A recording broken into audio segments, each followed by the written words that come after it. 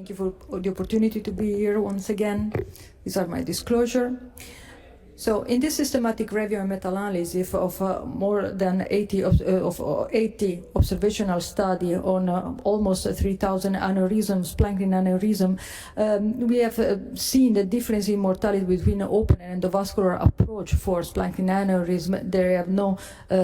There's no statistical difference in the mortality, but the endovascular approach is the more used often by surgeon, and because there's got a lower rates of cardiovascular complication, but unfortunately still higher rates of intervention. But still, we've also seen that still an open vascular approach has been used for splenic, renal, and hepatic aneurysm, and most probably because those are the most complex aneurysm we have to face. And this is in this kind of aneurysm, a flow diverter can find their places. Flow diverter stent, in this case a derivative from acanthes, was initially developed for cerebral aneurysm, recently introduced in visceral aneurysm, in peripheral aneurysm, when we want to maintain the patency of the artery and the side branches of the target artery. And these new flow diverters, they are very flexible and they have a very low profile. The experience with flow modulator for visceral aneurysm started many years ago with cardiac stent with good result, but there was no longer follow-up, and the technology was still at the beginning. This new flow diverter, they come directly from Neuro.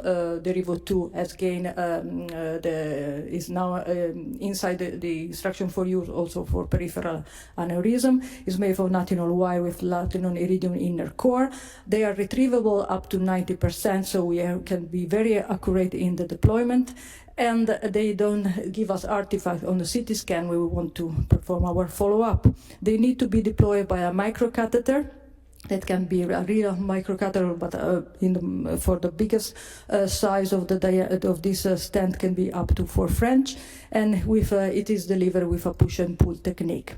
This is a case of a renal artery aneurysm with 3 branches arising from the lesion itself. So what we wanted to do, and we plan to do, is to implant our flow diverter into the buccal vessel arising from the aneurysm. And it is nice because with this stent we can have a pre-procedural planning with this system and reconstruction.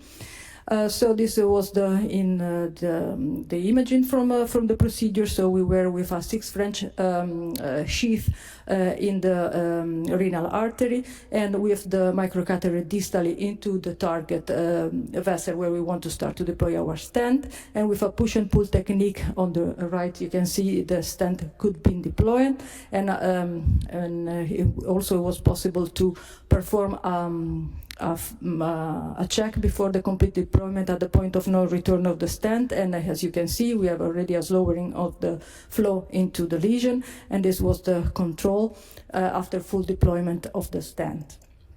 This is the CT scan control with complete exclusion of the lesion, as you can see on the right, and we have no artifact at all on the CT. What about the result? This is a recent publication. This flow diverter, the first generation, where was used off-label for peripheral aneurysm. In this case, there were 7 complex renal artery aneurysm with 2 or more branches, and at 12-month follow-up, in 5 cases there was a shrinking. In 2 cases, the diameter was stable, and there were no rescue surgery or major complication at this follow-up. Again, in Italy, we started, and in Swiss, since I'm coming from Switzerland, we try to join all our data so far about visceral unruptured visceral aneurysm treated with derivative 2 embolization devices. Now 27 patients are enrolled with a mean diameter of 25 millimeter.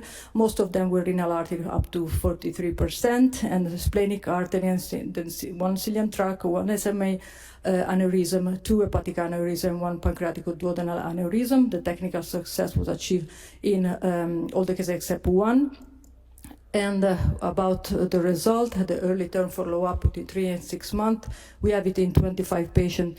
On 27, because of this patient, we can have the full follow-up at the CT scan. We have a complete exclusion of the aneurysm in 28%, sac shrinkage in 28%, almost 30%, and a sac stability in 68%.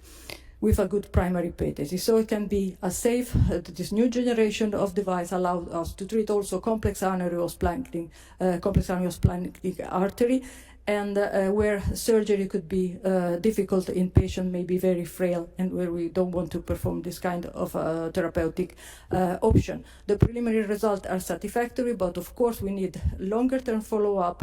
We need to maybe to compare the same kind of aneurysm with the same device that we are using. So this is what we think we still need. Thank you.